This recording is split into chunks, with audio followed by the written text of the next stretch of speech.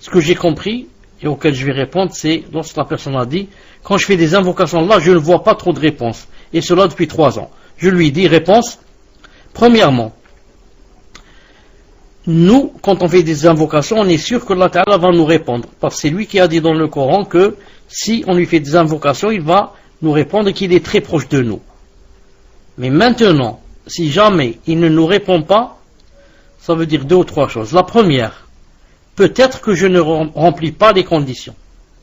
Surtout que la personne d'ici à la fin a dit le fait que je commette beaucoup de péchés et je m'obstine dedans.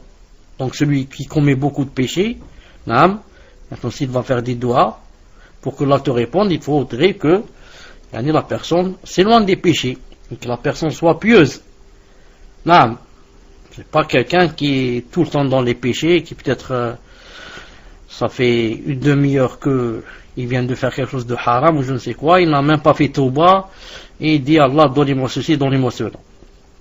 Ça c'est la première des choses. La deuxième des choses, Allah Ta'ala, quand il nous a promis de nous exaucer nos doigts, sa meilleure créature et son meilleur messager, qui est le prophète,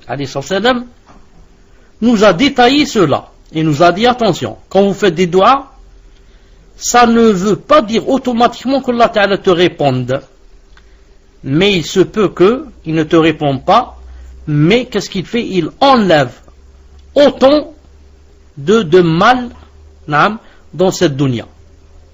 C'est-à-dire, toi tu fais des doigts, et Allah Ta'ala est libre, ou bien il te donne la réponse, ou bien il ne t'exauce pas, et il allait t'arriver un accident, il a éloigné de toi. Et toi tu sais pas.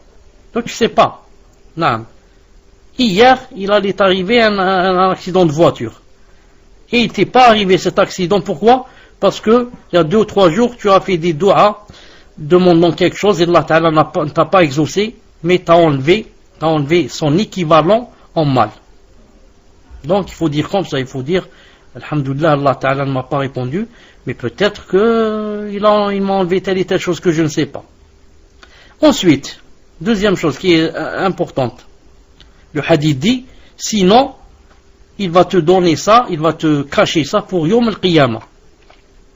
Donc, il faut accepter, avoir un cœur apaisé et dire, Alhamdulillah, Allah Ta'ala m'a caché ça pour Yawm al-Qiyamah. Et Yawm al-Qiyamah, j'en aurai beaucoup plus besoin que dans ce monde. Ya Allah, khlas, ne m'exaucez pas ce que je vous ai demandé. Cachez-moi pour Yawm al-Qiyamah. Yawm al-Qiyamah, c'est beaucoup mieux, ça. La difficulté est beaucoup plus grande, il n'y a personne pour t'aider. Et troisième chose, très importante, quand on demande à Allah Ta'ala une chose, Ya Allah, aidez-moi à trouver du travail, ou à construire une maison, ou me marier. Ce n'est pas nous qui commandons le jour où il doit exaucer.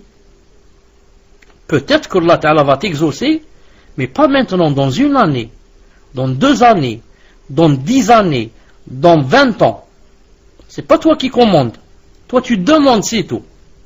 Tu demandes, c'est un peu comme tu vas chez le président de la République et tu demandes audience. Et tu n'as pas le droit de lui dire il faut accepter de me rencontrer demain ou après-demain. Ou alors la semaine prochaine. C'est lui qui décide. Il te dit j'ai donné rendez-vous dans 3 mois. Ou alors pour des examens ou une opération chirurgicale à l'hôpital. C'est pas toi qui donne le rendez-vous, c'est le médecin. Ça c'est un exemple. Walillahi al-mathal a'la. Toi, tu fais des doigts, et Allah Ta'ala, s'il veut te répondre ici, et non pas éloigner de toi du mal, et non pas te cacher ça pour Yawm al-Qiyamah, s'il veut répondre ici, s'il veut exaucer ici, c'est lui qui choisit la date, le jour, l'heure, la minute, la seconde, et non pas nous. Voilà, Inch'Allah Ta'ala, pour la réponse à cette question.